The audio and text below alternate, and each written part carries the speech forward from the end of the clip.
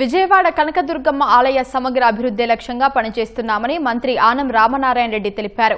దుర్గమ్మ దర్శనానికి వచ్చే భక్తుల సౌకర్యార్థం 52.5 కోట్లతో కొత్తగా నిర్మించిన అన్నప్రసాదం, లడ్డూ పోర్టు భవనాలను ఎంపీ కేశినేని చిన్నితో కలిసి మంత్రి ప్రారంభించారు.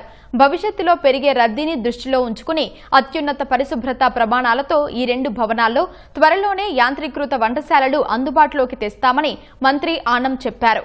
ట్రాఫిక్ సమస్యకు శాశ్వత పరిష్కారంగా కుమ్మరిపాలెం నుంచి 700 మీటర్ల మేర 2వ ఘాట్ రోడ్డు నిర్మాణానికి సాధ్యాసాధ్యాలు పరిశీలిస్తున్నట్లు వెల్లడించారు.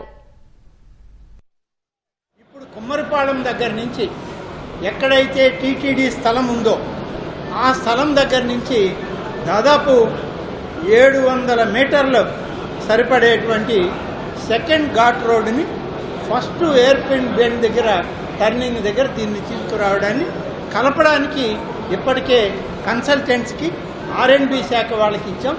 వాళ్ళు నివేదికలు రాగానే టెండర్లు పిలవడం కూడా జరుగుతుంది.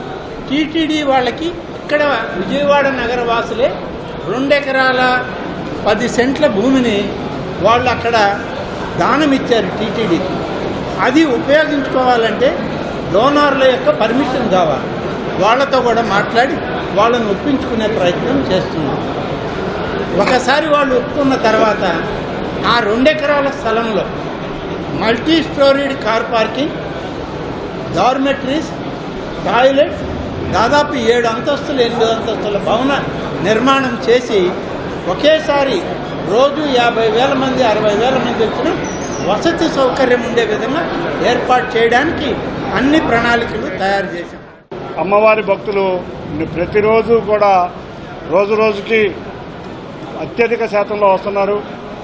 ఆనం రామనారాయణ రెడ్డి గారు ఏ రోజైతే దేవాదాయ శాఖ తీసుకున్నారో ఆ రోజు నుంచి అన్ని దేవాలయాలతో పాటు అమ్మవారి దేవాలయానికి కూడా ప్రత్యేక దృష్టి పెట్టి ఇక్కడ ఈ 2 భవనాలని నిర్మించడమే కాకుండా రేపు రాబోయే పాత భవనంలో కూడా అమ్మవారి భక్తులు కూర్చునే విధంగా హాల్స్ కూడా ఏర్పాటు చేయడానికి కమిషనర్ గారు కానీ ఈవో గారు కానీ అందరూ కూడా మంత్రి గారి ఆధ్వర్యంలో ఒక నిర్ణయం తీసుకుంటాం జరిగింది.